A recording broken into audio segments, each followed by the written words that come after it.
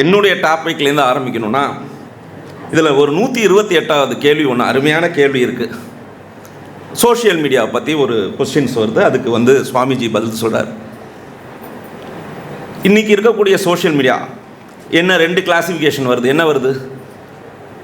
I and you. ஒன்று Instagram users, இன்னொன்று YouTube users. இவங்க 2 பேருக்கு இடையிலையும் போட்டி. இதில் நேரம் எப்படி வீணாகுது அப்படிங்கிற கேள்விக்கு பதில் சொல்கிறார். இப்போ இங்கே இந்த ஐயையும் அங்கே உட்காந்துருக்க யூவையும் கனெக்ட் பண்ணுறது எது? யூஸ்வலாக ஐயையும் யூவையும் எது கனெக்ட் பண்ணும்? வி. ஐயனா என்ன? நான். யூனா நீங்கள். வீணா நாம். ரைட்டா? அதில் கூட சொல்லுவாங்க, நீ நான்கும் போது உதடு ஒட்டாது, நான்கும் போது உதடு ஒட்டும் அப்படின்லாம் சொல்லி நிறைய பேர் சொல்லிடுவாங்க. பட் இங்கே இண்டஸ்ட்ரி ஆகிய எங்களையும் யூனிவர்சிட்டியாக இருக்கக்கூடிய உங்களையும் இந்த இடத்துல கனெக்ட் பண்ணுறது நம்ம விமூர்த்தானந்தர்ஜி இன்றைக்கான ஜென்சியோடைய வீரத்துறவி விவேகானந்தருடைய மறு உருவமாக நம்ம கூட இன்றைக்கி உட்கார்ந்துருக்கார். நமக்கு சில விஷயங்கள், வேல்யூபிளான விஷயங்கள் நமக்கு பக்கத்தில் இருக்கும்பொழுது, ஈஸியாக கிடைக்கும் பொழுது அதனுடைய அருமைகள் நமக்கு தெரியாது.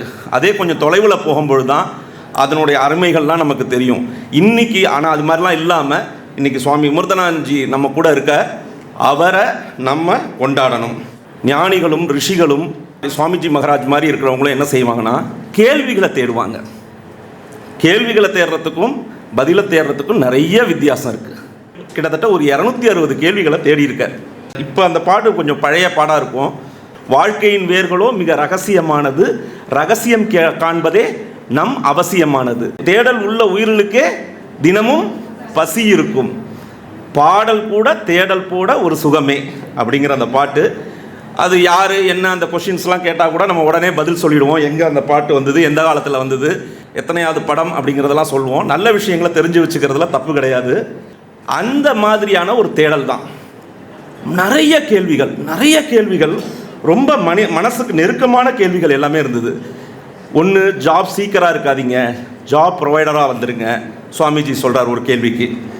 இன்னொன்று, வயதின் கோளாறுகளில் எப்படி நான் கவனமோடு இருக்கிறது, மனசு அலப்பாயுதே, அதுக்கு என்ன செய்யுது அப்படின்னு கேட்டால் அதுக்கு இந்த கேள்வியில் பதில் இருக்குது. இதை நான் உங்களுக்கு டீசராக தான் சொல்கிறேன். இதுக்கான பதில்லாம் நீங்கள் தெரிஞ்சுக்கணுன்னா இந்த புத்தகத்தை வாங்கணும். நம்ம எத்தனையோ செலவு பண்ணுறோம்.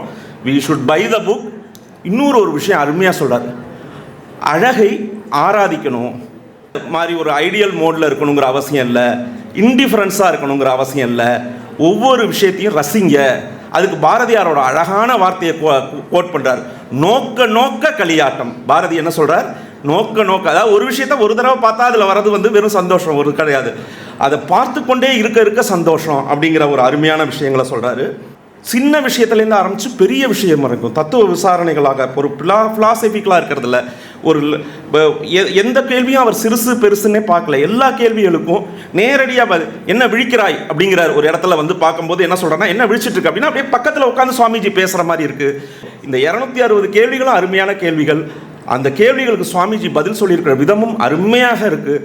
என்ன இந்த விஷயத்தில் நம்ம சொல்ல வேண்டியது இருக்குன்னா, சுவாமிஜியோட இந்த ஒட்டுமொத்த கருத்தை என்ன சொல்ல வருதுன்னா, அதில் அருமையாக பார்க்கணும். அந்த டைட்டிலே பார்க்கணும். மாணவ மாணவியே நீ தலைவன் ஆகணும் அப்படிங்கிறார். ஆக வேண்டும்னு கட்டளை போடல, நீ ஆயிடுன்னு ரெக்வஸ்ட்டும் பண்ணல, நீ ஆகு, உனக்கு அது தவிர வேறு ஆப்ஷனே கிடையாது. You should become a leader அப்படிங்கிறத சுவாமிஜி ரொம்ப அழகாக சொல்கிறார். இதை படித்த பொழுது எனக்கு என்ன ஒரு ஃபீல் வந்ததுன்னா, முடிக்கும்போது, பாரத நாடு பழம்பெரும் நாடு, நீரதன் புதல்வர் இந்நினைவை அகற்றாதீர்.